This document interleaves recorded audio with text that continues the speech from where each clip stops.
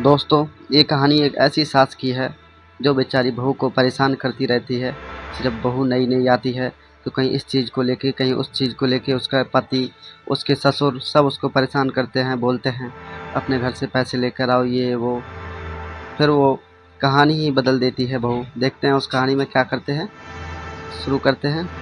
रेखा जी अभी-अभी अपने पति मुकुल जी के लिए कॉफ़ी बनाकर किचन से निकली ही थी कि सामने से लता को आता देखकर उनका पारा चढ़ गया।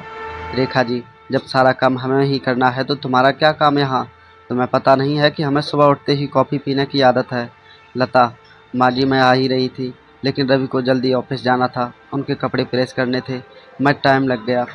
रेखा जी, बस हर बात में बहाना पहले ही तैयार रहता है। लता को शादी करके आए अभी केवल 4 महीने ही हुए थे। यहाँ आकर उसे ऐसा लगने लगा था जैसे किसी जेल में आ गई हो।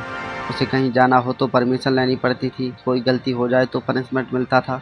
सास ससुर और पति तीनों ही एक सुर में उसका विरोध करते थे। कभी कभी तो मन करता कि यहाँ से भागकर अपने पापा के घर चली जाए, लेकिन पापा हार्ट पेशेंट हैं। यह सब उन्हें पता लग गया तो ना जाने क्या अनर्थ हो जाएगा, यही सोचकर सब बर्दाश्त करती रहती। लता ने जल्दी जल्दी सबके लिए नाश्ता बनाया।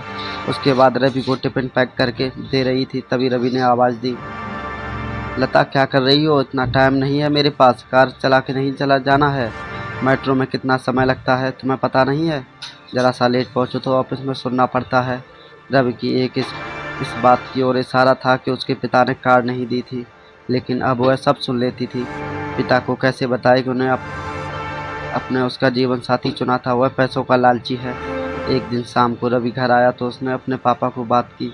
रवि, अब मुझे नौकरी नहीं होती, वो अपने पुराने दोस्त शर्मा जी मोटर पार्ट बनाते हैं, मैं चाहता हूँ कि उसकी सप्लाई शुरू करूँ। पापा, लेकिन बेटा उसके लिए तो कम से कम 10 लाख रुपए चाहिए होंगे, वो कहाँ से आएंगे? रवि, बस वही सोच रहा हूँ। तभी लता चाय बना कर लाती है। लता, तुम अपने पापा से कैसे पैसे उधार ला सकती हो? लता का सब्र जवाब दे चुका था। रोज रोज के तानों से दुखी होकर उसने जवाब दिया, रवि, मेरे पापा के भरोसे मत रहना, उन्होंने मेरी शादी करके अपना फर्ज पूरा किया। अगर आपको नौकरी करने में दिक्कत है तो मुझे जॉब करने दो, दोनों मिलकर कमाएंगे। यह सुनकर रवि का पारा चढ़ गया। क्या बकवास कर रही हो? ज़्यादा जुबान चलने लगी है? लता, रवि मैं बहुत बर्दाश्त कर चुकी हूँ, इसीलिए मैंने जॉब करने का फैसला किया है। रवि, नहीं, हमारे घर में यह सब नहीं होता, तुम्हें जॉब करनी है तो अपने घर चली जाओ। लता, मुझे पता था आप यही कहेंगे, मैंने वकील से बात कर ली है, मैं जल्द ही तलाक दे दूंगी। यह सुनकर रवि और उसके पिता के हाथ पांव फूल गए। तभी रेखा जी वहां आ गईं। रेखा जी, देख लिया बहू को सिर पर चढ़ाने का नतीजा, निकाल दे इसको घर से बाहर। लता, ठीक है, मैं पुलिस को फ़ोन कर देती हूँ। आप मेरा सारा सामान और दहेज वापस कर दीजिए, साथ ही हर महीने अपने पति की कमाई का आधा हिस्सा मैं कोर्ट से ले लूँगी। इस मकान में भी मेरा हिस्सा है, आधा मकान मेरे नाम कर दीजिए। रेखा, सुनो ये क्या कह रही है? मुकुल जी, बेटी ऐसी बात क्यों कर रही है? आज के बाद हम तुझको कभी कुछ नहीं कहेंगे, तू अपने कमरे में जा। लता, नहीं पापा जी, बहुत बर्दाश्त कर चुकी मैं, अब मुझसे ये दिन भर के ताने बर्दाश्त नहीं होते। आप लोग इतने लालची होंगे ये मैंने कभी सपनों में भी नहीं सोचा था। रेखा जी, इसके बाप को फ़ोन करके बताइए, इसके मुंह लगने से अच्छा है उनसे डायरेक्ट बात करें। लता, माँ जी मेरे पिता हार्ट पेशेंट हैं, अगर इस बात को सुनकर उन्हें कुछ हो गया तो इसके जिम्मेदार आप लोग होंगे। रवि, ये तुम्हें क्या हो गया? आज से पहले तो तुमने कभी ऐसी बात नहीं की। लता, मैं आज आपके और मम्मी पापा जी के हर ताने को बर्दाश्त करती रही। 20 लाख रुपए मेरे पापा ने शादी में खर्च किए, फिर भी आपको कार चाहिए, बिजनेस करने के लिए पैसा चाहिए।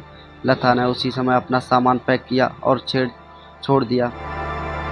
जाने से पहले उसने सास ससुर और पति तीनों से कहा, अगर मेरे पापा को आपने कुछ बताया तो मैं आपको अरेस्ट करा दूंगी, तलाक का नोटिस आपको मिल जाएगा, चुपचाप साइन कर देना। लता वहाँ से निकलकर अपनी एक सहेली के फ्लैट में पहुँच गई। एक दिन पहले उसी ने उसके हक के साथ अपना आत्मसम्मान बचाने के लिए समझाया था। कोमल, मैं आ तो गई हूँ, लेकिन अब आगे क्या होगा?